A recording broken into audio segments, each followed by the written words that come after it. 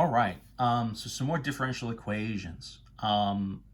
Let's run another one. We kind of ran through that last example um, without necessarily kind of talking in too much detail about the strategy. I guess we sort of talked about it, right? Because we said the idea is they need to be separable, and you're trying to sort of separate your different variables, your y's and your x's, or your y's and your t's, to different sides. So let's look at a different setup and see if this strategy will work for us there as well.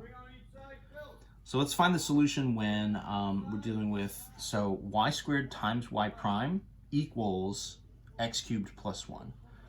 So this is going to be, we have to kind of go by context here, right? So the idea in this case is your y prime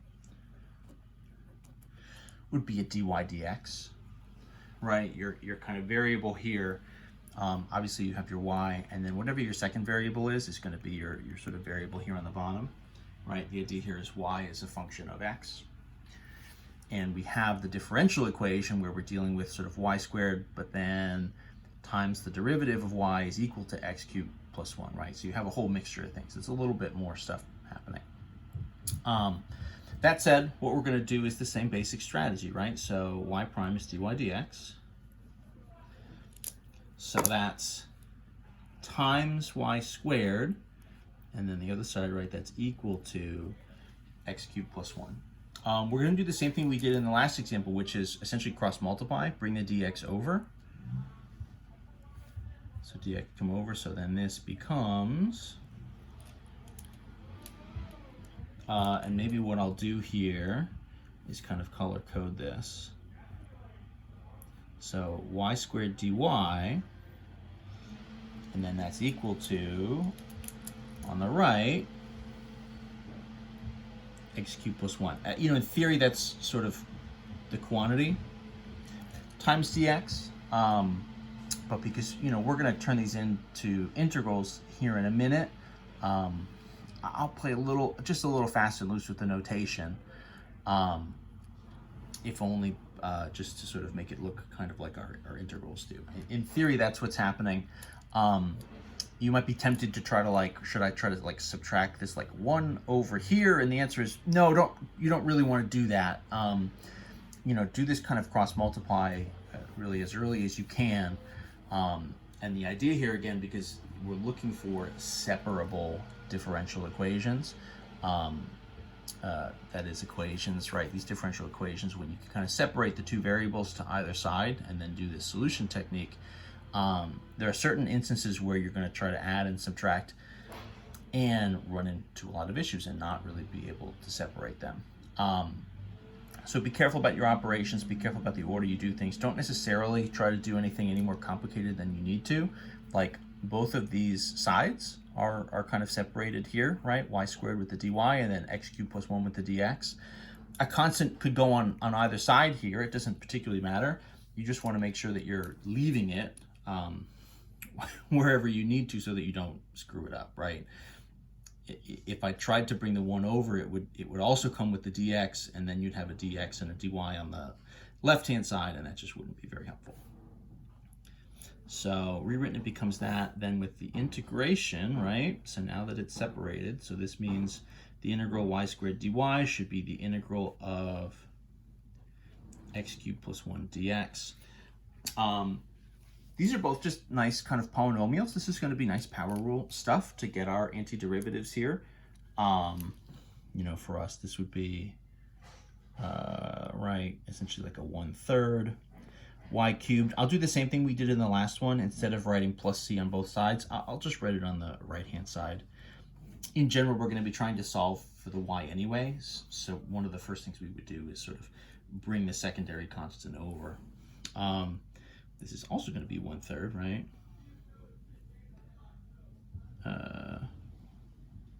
Oh no, what am I saying? This is 3, so the antiderivative would be 1/4, x to the 4, and then of course the 1 gets us another x, and then that's going to be plus. Big C, we'll maybe call that C1 for now. If that C gets affected, right, we'll kind of save it till the very end to declare it as the final generic constant. C, right, has this sort of magical absorption kind of power. If you multiply it by something, it gets added or subtracted from something. It just kind of gives you a new, generic constant. So what's the goal here? This is a version of the equation. Again, this is what we would call an implicit version. It's not solved directly for y, but I mean, it is a version of it.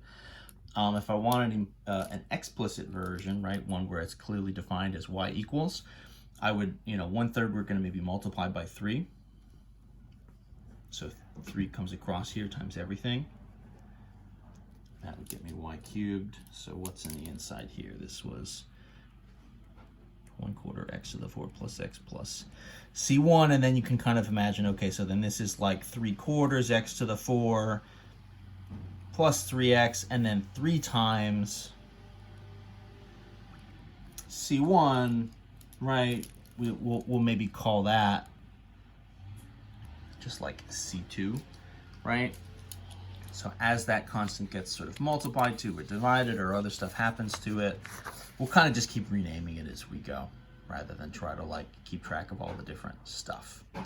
To get y by itself, what I need then is a cube root, right? Cube root y cubed. So that would be y. I don't need to worry about any kind of plus minus version, right? Because it's a cube root. And so then the right-hand side will be the cube root of all this. And that should do it, actually. So we'll call that 3/4 x to the 4 plus 3 times x. And so then that means this must be kind of our final c. So I can just call that big C without any kind of C1 or C2 situation. So that's going to be our solution here, right? That's going to be sort of the setup that if we kind of, took that squared, multiplied by the derivative, we'd sort of get back to this x cubed plus 1. The kind of check here is to actually do a derivative, right? Square it, just sub all the pieces in here and see what you get. I won't do that particularly for this one. Maybe we'll check it on another one. One of the things that can happen, so let's take another example, one that, in theory maybe doesn't look that much different. If I go x times y prime equals x squared y minus 2x cubed or something, right? There's all this weird light coming in. Hopefully that's not too distracting. So if this is my setup, so in this case, right, y prime is going to be dy dx.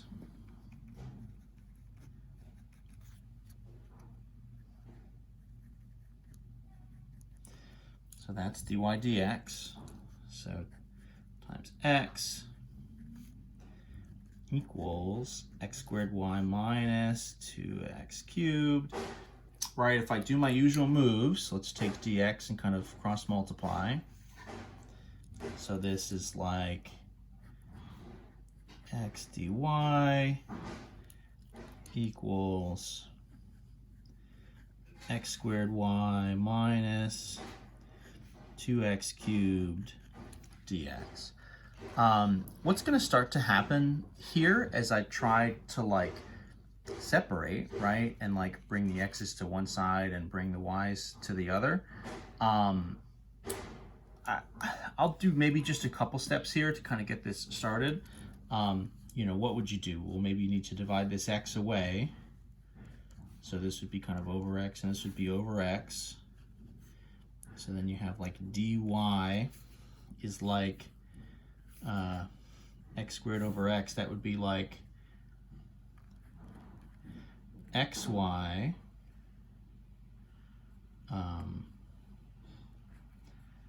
minus 2x squared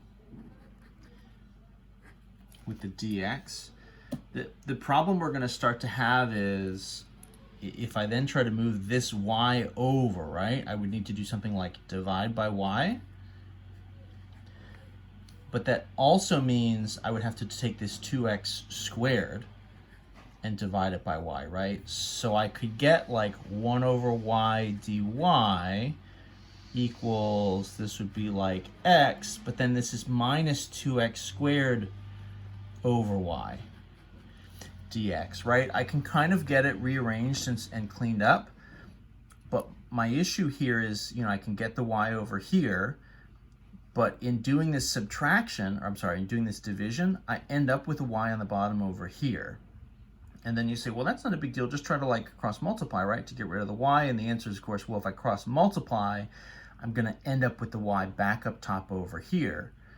Then you say, well, what if I maybe like add this over and then try to cross multiply or something? And the answer is there's just not a way to separate these. You can play with the algebra a little bit more, but in terms of, right, the dx is attached to both of these. There's not a way to get rid of this dx.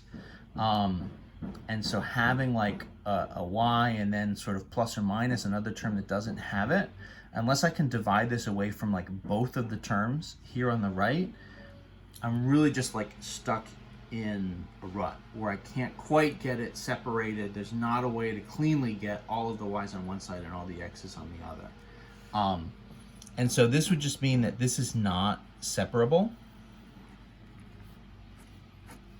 which for us essentially just means that this technique, this kind of strategy, just falls apart. So that can happen. That's okay. It's not totally the end of the world. It just means we can't solve it in this section. So we'll kind of note that and move along. You know, it can be a little subtle, like when does this work and when doesn't it work? You know, the issue here was kind of this combination, right? X's and Y's with this sort of addition of some other terms. Any kind of multiplication division is usually going to be something we can deal with, right? Because you can cross multiply or sort of divide away. The addition subtraction gets a little bit tricky, especially when you're also mixing it with some cross multiplication. So keep your eyes peeled for that. It's something that can come up. I legitimately can't remember if I put any of these on the homework, but in theory there are sort of questions where they say, right, say if this is separable or not, kind of as a step one, and then if it is, find a solution.